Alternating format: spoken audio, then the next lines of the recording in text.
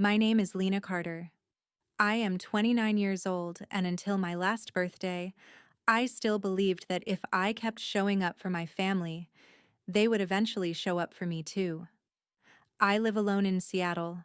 I work remotely as a UX content strategist, and I used to be the person everyone called when they needed something organized, fixed, paid for, or smoothed over before it became embarrassing. On the morning of my birthday, I was still in pajamas, holding a mug of coffee that had already gone cold when I opened Instagram and saw the post that changed something in me for good. It was a bright, polished airport photo with linen outfits, expensive carry-ons, huge smiles, and a caption that said, "First real family vacation in years." I stared at it for a full 10 seconds before I understood what I was looking at. Rome, Italy, my birthday trip. The same country, the same week, the same soft neutral outfits I had suggested when I was planning a family getaway months earlier. The trip everyone told me was impossible, too expensive, too much time off, maybe next year. But there they were, already boarding, already laughing, already living inside the exact plan I had once dreamed up and sent out like an invitation no one wanted. What hurt the most was not that they went without me. It was realizing they had all agreed to do it quietly. No call, no text, no awkward excuse, not even a fake happy birthday message before posting it for the world to see. I did not cry. I did not leave a comment. I did not ask why. I made one phone call instead, and 4 hours later my phone started vibrating so hard across my kitchen counter that I finally smiled for the first time that day. Before I tell you who called first and what they were suddenly begging me not to do, tell me what time it is where you are right now and where you are watching from, because I really want to know how far this story is about to travel. The first text came from my mother. "Please do not cancel the trip." The second came from my father less than 15 minutes later. "We just forgot to include you this time. Please do not make this bigger than it is." Then came Vanessa, my older sister, who always knew how to sound soft when she wanted something. "Please answer, Lena. You mean everything to us." I looked at the screen, read every word, and felt something in me go completely still. Not rage, not heartbreak, just clarity. They had not forgotten me. Families do not accidentally forget one daughter while booking flights, packing matching outfits, arranging airport rides, and smiling for photos in another country. This had taken planning. It had taken conversations. It had taken a decision that I was easier to exclude than to explain. I only replied with one word: no. After that, the call started. My mother cried in one voicemail and sounded offended in the next. My father tried the calm, reasonable tone he uses whenever he wants to make bad behavior sound like a misunderstanding. Vanessa kept saying there had been crossed wires, that everyone thought I was busy, that nobody meant for me to feel hurt. But the more they talked, the more obvious it became that none of them were calling because they felt guilty. They were calling because they had just been removed from a luxury villa in Tuscany, and they suddenly remembered I existed. I set my phone face down and sat there in my kitchen, staring at the sunlight on the counter while pieces of old memories started lining up in a way they never had before. Every holiday where I was asked to handle the bookings. Every birthday where I bought the thoughtful gifts and got a late text in return. Every family dinner where my work was called flexible, as if working remotely meant my time mattered less than everyone else's. Every moment I had been praised for being dependable really meant I was useful. And useful is not the same thing as loved. By that evening, I knew more than I wanted to know. The villa had confirmed the reservation had been made using the deposit card information I had originally sent my mother months earlier when she said she was having trouble with the payment portal. I had trusted her because she was my mother. I had assumed that even if my family disappointed me in small ways, there were still lines they would never cross. Apparently, I was wrong. Around midnight, my phone lit up again with a group message from my mother, father, Vanessa, and my brother Brandon. They were all now stranded outside the property, fighting with the local driver, complaining about luggage, blaming each other, and asking me to please fix it. Fix it. That was the word that almost made me laugh. I had spent years fixing things they broke, their schedules, their bills, their awkward mistakes, their thoughtless comments, their last-minute needs. And still, on my own birthday, they had chosen to celebrate without me on a trip that had started as my idea. I did not answer the group chat. I turned off my phone, sat in the silence, and for the first time in a long time, I stopped wondering what I had done wrong. 2 days later, my mother called again, and this time I answered because I wanted to hear how she would explain it when she no longer had the drama of the airport behind her. She started crying before I said a single word. She said the trip had gotten out of hand, that people kept assuming I knew, that she had been meaning to call me, that everything had become rushed and confusing. When I asked one simple question, "Did you know I was not invited before you got on that plane?" she went quiet long enough for me to hear my answer in the silence. Then she changed direction and started talking about family, about how life was short, about how I had always been the strong one. People only call you the strong one when they want permission to treat you badly. Vanessa texted an hour later and asked if I would come by the house that weekend. She said everybody felt terrible and wanted to make things right. My father followed up with his own message saying we should all sit down together like adults and clear the air. Some part of me still wanted that to be true. Some part of me, embarrassingly, still wanted my family to surprise me by choosing me for once. So that Sunday, I drove to my parents' house in Bellevue. The backyard was set up like one of those curated suburban family ads that always look warmer than real life. My father was working the grill. My mother had set out fruit, pasta salad, corn, sparkling water, and those paper lanterns she hangs whenever she wants a gathering to feel special. Vanessa was there with her husband. Brandon arrived 20 minutes after I did, acting like he was the one doing me a favor by showing up. Everyone was too nice, too careful, too cheerful. I knew before I even sat down that I was walking into a performance. For the first 15 minutes, they asked polite questions about work, my apartment, the weather in Seattle, whether I had any travel plans coming up. Nobody said the word Italy. Nobody said birthday. Nobody said sorry in a way that actually meant sorry. Then my mother folded her napkin, sighed dramatically, and said there was something else the family had been dealing with. Brandon leaned back in his chair like he already knew he would be defended. Vanessa looked down at her drink with just enough fake discomfort to make the scene look delicate. My father cleared his throat and explained that Brandon and his wife were in a difficult position with a down payment on a townhouse. Interest rates had shifted, there had been an issue with the lender, and if they could not come up with the shortfall by the end of the week, they would lose the property and the earnest money. Then came the part that made the whole afternoon turn cold. My mother looked at me with that soft, wounded expression she uses when she wants to dress manipulation up as love and said, "We know things have been tense, but this is the kind of moment family pulls together." I actually sat there for a second because I wanted to make sure I had heard her correctly. They had excluded me from an international family trip on my birthday, used my financial information without permission, lied to me when they got caught, and now had invited me over for grilled salmon and lemonade so they could ask me for more money. Brandon did not even look embarrassed.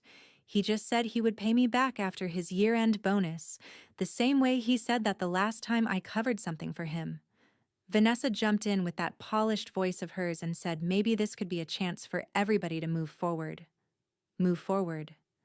As if the only obstacle to healing was my refusal to hand over one more check. I put my fork down, looked at all of them one at a time, and realized that nobody at that table had brought me there to apologize. They had brought me there to test whether I was still willing to be used. I stood up, picked up my bag, and my mother immediately panicked. "Lena, do not be dramatic." That was what she said. Not "please stay," not "I understand." Do not be dramatic. I looked at her and said the calmest thing I had ever said in that house. "You did not invite me to my own birthday trip, but you still invited my bank account. I am done being helpful to people who confuse access with love." Then I walked out while they called my name behind me like I was the one breaking something sacred. The next morning, I sent one message to the family group chat. I kept it short, clear, and impossible to twist. I asked for reimbursement of the Tuscany villa deposit and the 2 documented family loans that had never been repaid, one to Brandon and one to Vanessa. I attached the payment confirmations, the texts promising repayment, and screenshots showing the booking had been made using the deposit information I had shared with my mother. I gave them a deadline. That was it. No speech, no emotional essay, no begging for understanding. My father responded first, and he did exactly what I expected. He said I was being transactional and cold. He said families should not keep score. That line always sounds noble until you notice it is only used by the people doing the taking. My mother sent a longer message about sacrifice and misunderstanding, and how hurt she was that I would reduce relationships to numbers. Reduce relationships to numbers. That from the woman who had treated me like an emergency fund with a pulse. Vanessa tried a different angle. She called me privately and said I was making everyone feel unsafe and attacked. That word almost impressed me. She had a talent for turning accountability into cruelty whenever she was the one being held responsible. Brandon never called at all. He just texted me a thumbs-up emoji and then vanished for the rest of the day, which somehow irritated me more than an argument would have. By evening, the campaign had started. Vanessa posted a quote on her Instagram story about how some people punish others when they are not the center of attention. My mother called my Aunt Cheryl before she called me and presented herself as the heartbroken parent of an ungrateful daughter. My father texted that I was humiliating the family over a simple travel misunderstanding. That phrase actually helped me. A simple travel misunderstanding does not involve stolen payment details, coordinated silence, and a desperate attempt to get more money 3 days after getting caught. Once I saw how quickly they were trying to build a story around me, I stopped caring about being nice. I contacted an attorney friend from college who now handled civil disputes and contract issues. I did not ask for war. I asked for a clean, formal demand letter and advice on what I could prove. He reviewed everything, told me the paper trail was excellent, and said something I wish I had learned years earlier. People who rely on guilt usually panic when they meet documentation. 3 days after the letter was sent, my father called me 16 times. My mother left a voicemail saying legal threats were cruel. Vanessa wrote an email pretending she was the peacemaker and saying lawyers would only destroy what was left of our family. But what was left of our family, at least where I was concerned, was already a shell built on convenience. Aunt Cheryl called me that night, and I braced myself for judgment. Instead, she asked one question. Did your mother really use your deposit information after leaving you out of the trip? When I said yes, she exhaled so slowly I could hear disappointment turning into anger. Apparently, my mother had told the extended family that I had chosen not to go because I was overwhelmed with work, and then became vindictive later for attention. By the end of that week, the version of events my parents had been pushing started to crack. Cheryl told my grandmother. My grandmother told 2 cousins. One of those cousins asked Vanessa in a group chat why the family vacation happened to land exactly on my birthday, if I had not been part of the plan. Suddenly, nobody in my immediate family was enjoying the moral high ground anymore. By Friday afternoon, the money hit my account. Full deposit. Brandon's old loan. Vanessa's old loan. No apology. Not one honest sentence. Just transfers with blank memo lines. as if silence could erase what they had done. I stared at the numbers for a long time, but I did not feel victorious. Mostly I felt tired. Tired of understanding everyone else. Tired of keeping the peace at my own expense. Tired of being the daughter who was expected to absorb every insult with maturity and every theft with grace. That weekend, instead of spiraling, I booked something for myself. Not Italy, not Europe, not anything dramatic. Just 5 days in Santa Barbara with an ocean view, a quiet hotel, and no one who knew my last name. I did not tell anyone where I was going. I packed light, said an out-of-office reply, flew south, and let myself do something I had almost forgotten how to do. Enjoy peace without waiting for someone to ruin it. I woke up early, walked by the water, drank coffee slowly, ate seafood on patios, and listened to the sound of other people's conversations without needing to be part of them. On the third morning, I posted a single photo. Nothing flashy. Just me at a small white table outside a cafe near the beach, sunlight on my shoulders, sunglasses pushed up in my hair, and a plate of cardamom pastries next to my coffee. The caption was simple. It said, "Funny how peaceful life gets when you stop paying to be tolerated." I posted it, put my phone down, and went for a walk. When I came back an hour later, everything had changed. The post itself was not aggressive, but it landed like a match in dry grass. Aunt Cheryl had liked it. Then my cousin Melanie commented a heart. Then my grandmother, who almost never comments on anything, wrote, "Proud of you for choosing peace." That was when the panic started on the other side. My mother called 3 times from her own number and twice from an unknown number.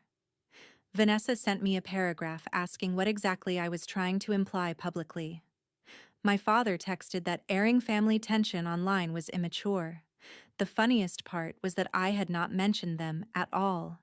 They told on themselves, because they knew exactly why that caption fit. Then came the message that really mattered. Cheryl wrote privately and asked if the caption was about what happened with Italy.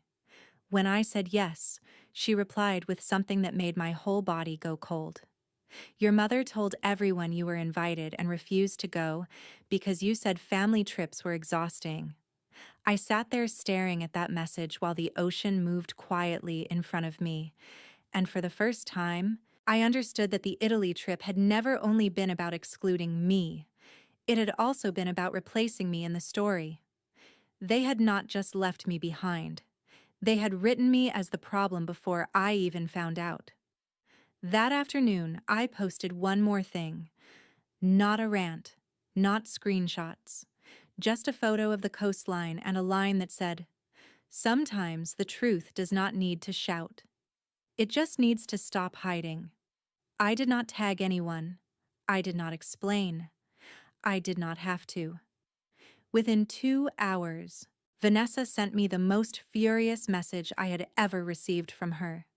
She accused me of trying to embarrass our parents in front of the extended family. She said I was manipulative, attention-seeking, and vindictive. Then she made the mistake I had secretly been waiting for. She said, "We told them you did not want to come because there was no point in making Mom look bad over a scheduling issue." There it was, in writing. They had lied intentionally. I screenshotted it and sent it to my attorney friend, not because I was planning another legal move, but because I wanted everything documented from now on. Then I sent it to Cheryl with one line. I guess I was never supposed to see the post. That single screenshot traveled faster through the family than any dramatic speech ever could have. My grandmother called my mother. My cousins started asking questions. Brandon, who had stayed mostly quiet until then, called me from a number I recognized and tried to sound practical. He said this whole thing had gotten bigger than it needed to be. He said maybe if I would just come home and talk, everybody could stop taking sides. That was the moment I realized what the vacation post had really changed. It had not made them miss me. It had made them lose control of the story. For the first time, other people could see exactly what I had been living with. Not because I begged for sympathy, but because they could no longer keep their version neat and polished. My mother left a voicemail that evening saying I was humiliating her after everything she had done for me. That line landed differently now, too. Everything she had done for me. Funny. In my memory, most of what she had done was ask. When I flew back to Seattle, I did not feel broken. I felt finished. Not with the pain entirely, because pain does not disappear on command, but with the role they had written for me. My mother tried one last emotional ambush by mailing a handwritten card to my apartment. Inside, she wrote that family was not disposable, that daughters should not treat mothers like strangers, and that one day I would regret hardening my heart. She did not mention Italy. She did not mention the lie to the extended family. She did not mention the money. She only mentioned my tone, my boundaries, my distance. People like her never want to discuss the wound. They want to discuss how inconvenient the wound becomes once you stop covering it up for them. I blocked every number they used. I filtered their email addresses. I removed myself from the shared family photo album, the old shopping account, the holiday planning thread, and every last digital doorway they still use to reach me. It took less than an hour to erase their casual access to my life. A week later, my manager asked whether I would consider relocating since the company was opening more flexibility for remote staff based in California. I said yes before she finished explaining. Within a month, I had ended my lease, sold half my furniture, donated the rest, and signed a rental agreement for a bright little place in San Diego with more light than I knew what to do with. Nobody in my family knew I was leaving. They lost the right to be informed when they turned my life into a thing to manage instead of a person to love. The move felt less like an escape, and more like stepping into oxygen after years in a sealed room. I found a coffee shop with outdoor tables and a barista who learned my order by the third visit. I started taking long walks at sunset. I joined a Saturday Pilates class. I met neighbors who asked me where I moved from but never pushed when I kept the answer simple. Nobody here knew that I used to be the daughter who financed peace. Nobody here expected me to smooth things over. Nobody here called me selfish for saying no. About 6 weeks after I moved, I got a message from my teenage niece, Mia. She was Vanessa's daughter, 17, sharp, and much quieter than the rest of her household. We had always gotten along because she seemed to notice things adults pretended not to see. She asked if I was really living in San Diego now. I said yes. She replied, "They found out because Aunt Cheryl mentioned the weather there at Grandma's house, and Mom lost it." I sat on my couch reading that message and almost laughed. Apparently, my mother and Vanessa had been telling people I was still in Seattle and just needed time. My move made it obvious that this was not a phase, not a tantrum, not one more dramatic boundary I would eventually back away from. Mia told me my mother cried in front of the family and said I was trying to punish everyone. Vanessa said I had become unstable. Brandon said I was overreacting to a vacation mix-up. Grandma asked one question at the table. If it was just a mix-up, why did you all keep lying about it? According to Mia, nobody answered. That was the consequence that mattered most to people like my family. Not private guilt. Exposure. Once the shine came off the story they had been selling, they had nothing left but each other.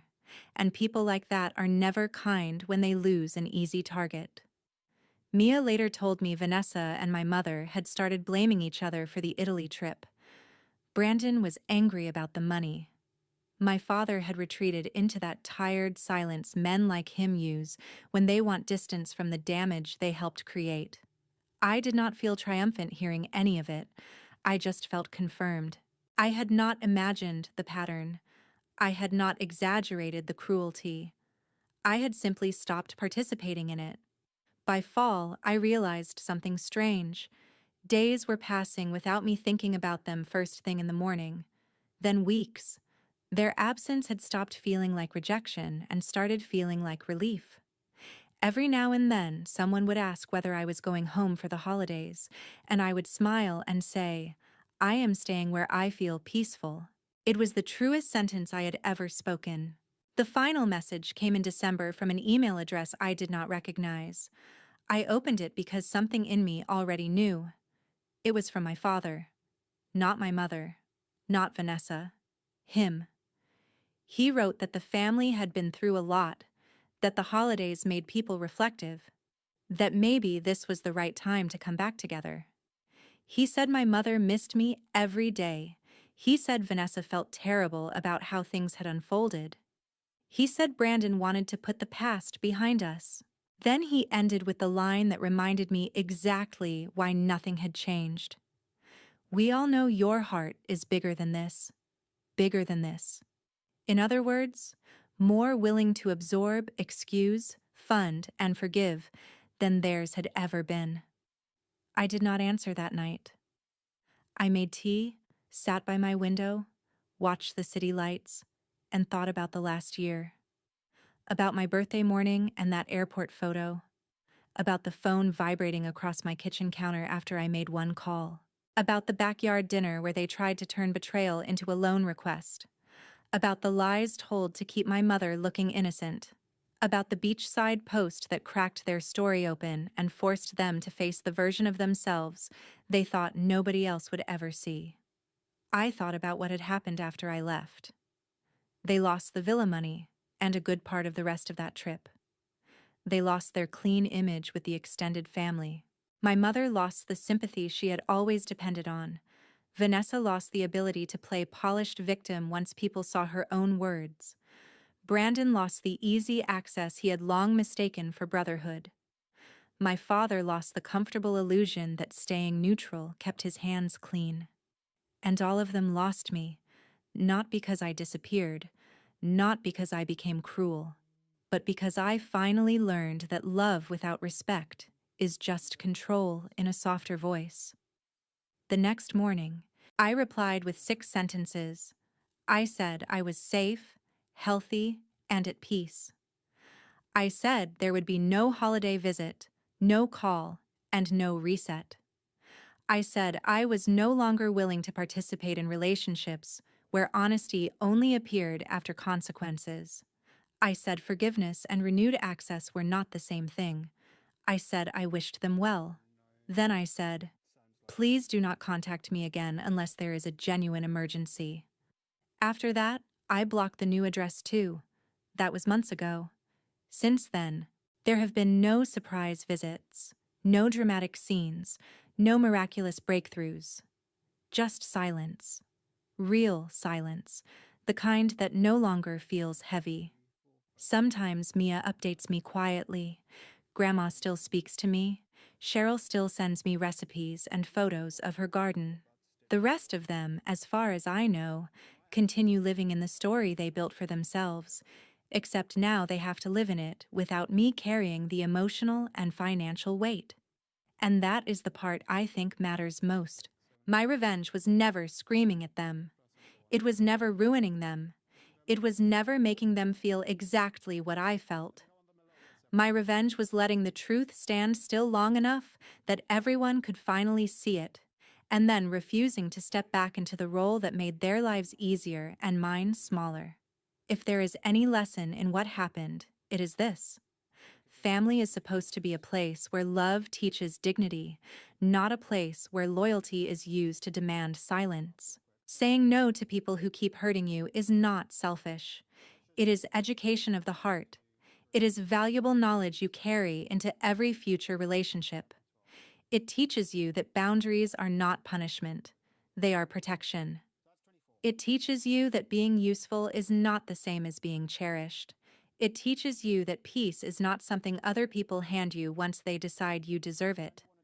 Peace is something you build when you stop begging for honesty from people committed to convenience. I used to think being a good daughter meant enduring more, giving more, understanding more, and asking for less. Now I know better. A good life is not built by proving your worth to people who only notice you when you are useful. A good life is built by recognizing your worth before they do. So, if you have ever been treated like the dependable one, the generous one, the forgiving one, the one expected to smooth over every wound for the sake of family, hear me clearly. You are allowed to step back. You are allowed to protect your peace. You are allowed to stop funding your own heartbreak. And if the only version of you they know how to love is the version they can use, then walking away may not be the end of your story. It may be the first honest beginning you have ever had.